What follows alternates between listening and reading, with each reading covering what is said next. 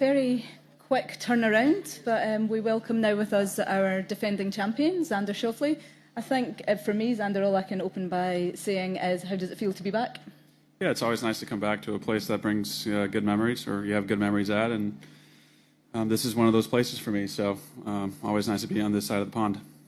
And how does your game compare playing over here? Obviously, you played very well and won last year, but how does it compare playing on links golf, and how do you enjoy that sort of setup? Yeah, it's definitely a challenge growing up in the U.S. and coming over here and learning to play links, playing the ball down in severe wind and avoiding bunkers and taking your medicine when you do hit in the bunker and things of that nature. So it's always a challenge for us and something that we enjoy, or at least something that I enjoy doing.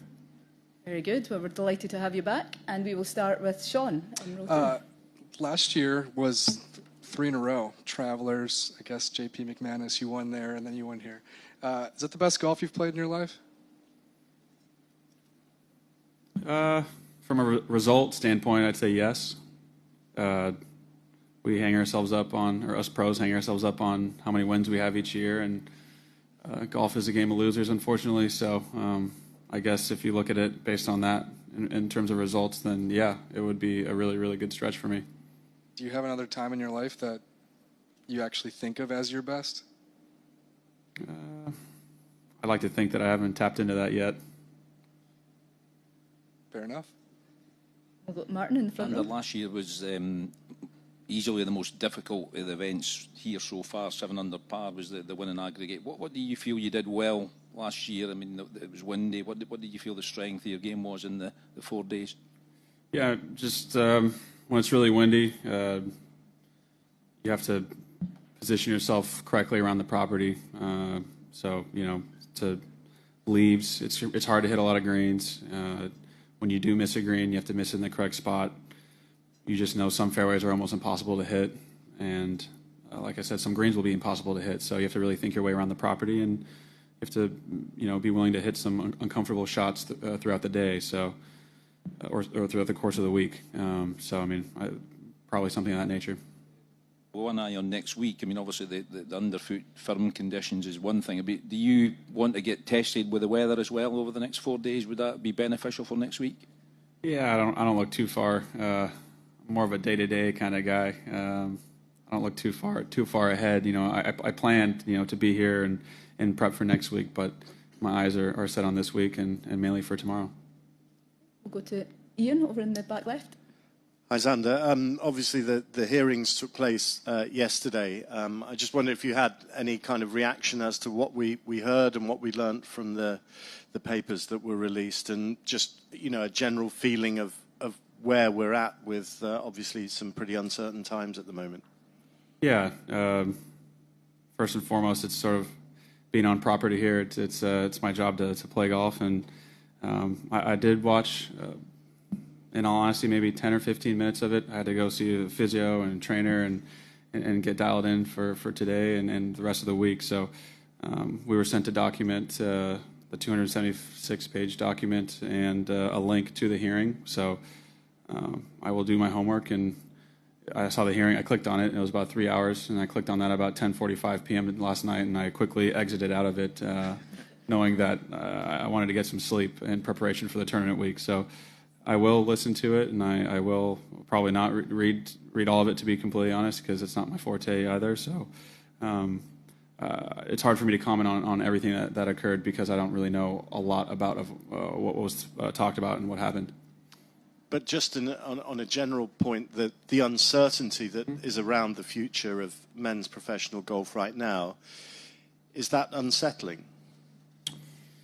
I think if us players can stay together, sort of stay unified and have the right goals in place for the future, then it would be less unsettling. So I say for the most part, most of the players on the PGA Tour are together and sort of want to be informed and want to have a say in sort of what happens. And right now, with this hearing and everything that's going on, these are just sort of steps in the process to getting, I guess, not what we want, but more transparency and sort of getting a seat at the table. It's a 4 members by members organization, and and that's what it should be.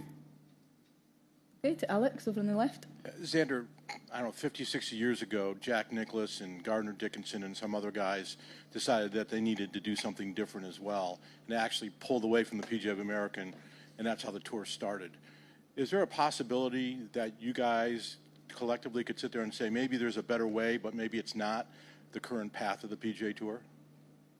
We would need so much more information to make that decision, and also we're no experts. We're really good at hitting golf balls, and making big decisions of that nature or that gravity is just not really what we're good at, and for those reasons we do need help.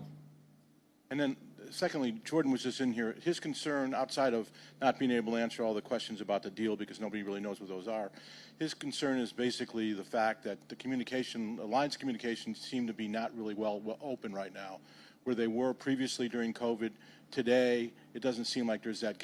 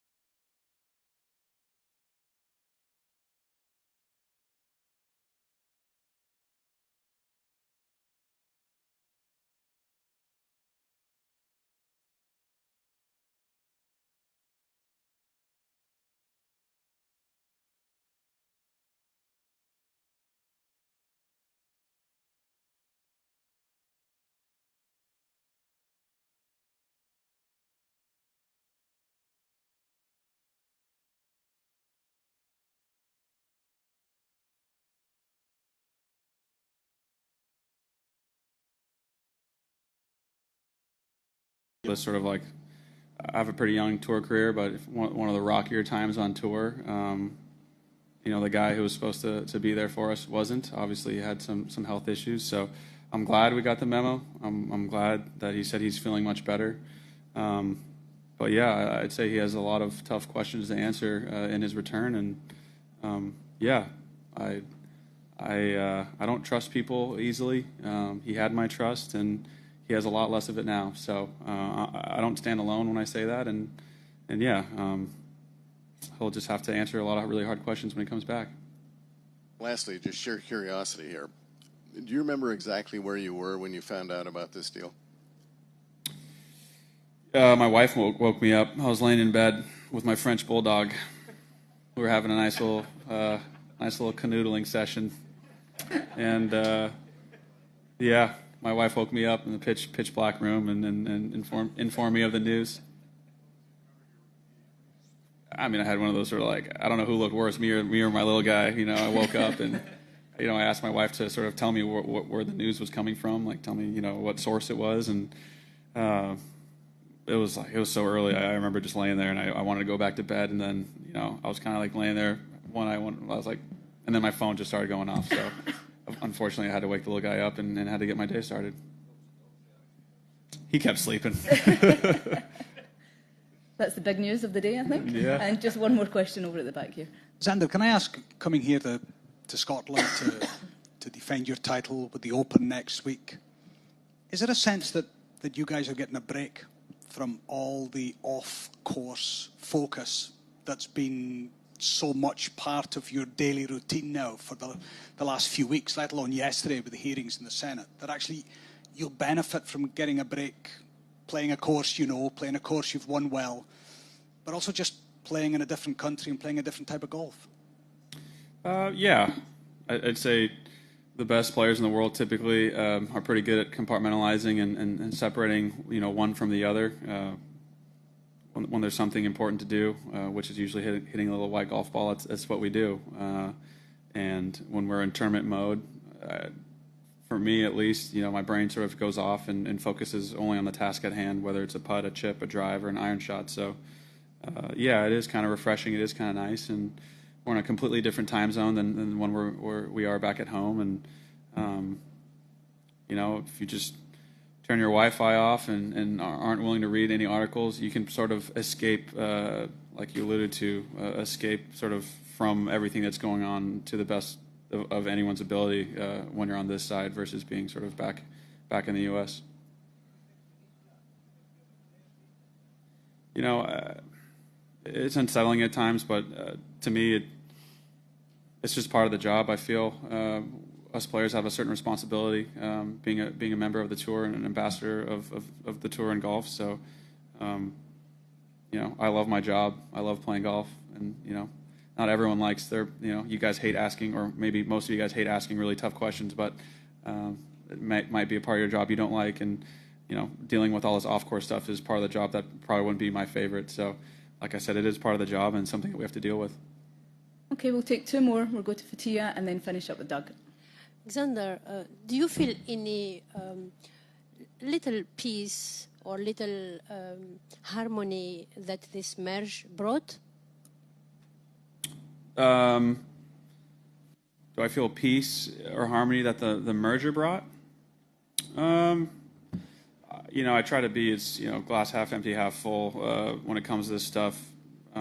Thinking half full, obviously, that, you know, I'd say peace and harmony is definitely the opposite of what the announcement brought to us players for the most part. So, but like I alluded to or said earlier, I think in any tough situation, something good will happen. It may not seem like it when you're stuck in it, you know, knee deep in some bad stuff, but for the most part, you know, I do expect some good things to come from everything that's happened, and hopefully it's us players sort of getting a little bit of more of that transparency that we've been asking for quite some time. Okay, and lastly with Doug. Couple golf things. Birkdale, your first links test, or had you played before? Birkdale was my first Open. That was a quick turnaround too, wasn't it, in terms of getting in at the last second? I can't remember. So long ago. You can tell me, was it a quick turnaround? I would think so. Yeah. I don't know what the schedule off the top of my head, but I guess my point is it took you, I think you did okay that year, but the next year at Carnoustie, having a real good chance there. What was it about links golf, do you think, that you really picked up on quickly as different as it can be? You just don't have to be perfect. It's not that you have to be perfect anywhere else, but I guess sometimes when you play parkland golf courses, you know, it's calm and balmy almost, and you know, you're teeing off in the afternoon and you see someone shot, you know, 7 under on the front 9, and you know, you go out in the afternoon and you're like 1 over through 5 holes and you feel like you're going to lose a tournament. With links golf, there's way more variables that come into play with the weather, and it just can play a lot harder, I guess. And so if you can sort of ride the ship and play steady golf, you know, 7 under won last year. If you sort of knew 7 under was going to win before the week started, you'd play the course a lot differently. Obviously, we don't know those kind of things, but you do have an idea with the forecast. You see rain, you see wind, and things of that nature, so you can kind of understand that you don't have to be sort of perfect or shoot ridiculously low scores to contend and win. Hang on.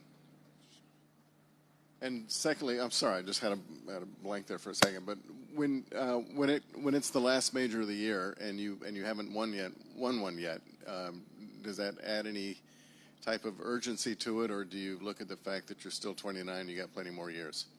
Assuming you're still 29. Yeah, I just, you know, I really want to win one as much as anyone else. So maybe more, and I just need to really just keep walking my path. It's been different than everyone else's that I've won sort of at a really young age or won a bunch of them. So just trying to stay patient, and you know, after you feel sort of let down after certain tournaments, you sort of go back to the drawing board, and sometimes that's not the best thing. We've been really close many times, and I just am asking to get myself in those situations more and more, and I can guarantee that I'll win one.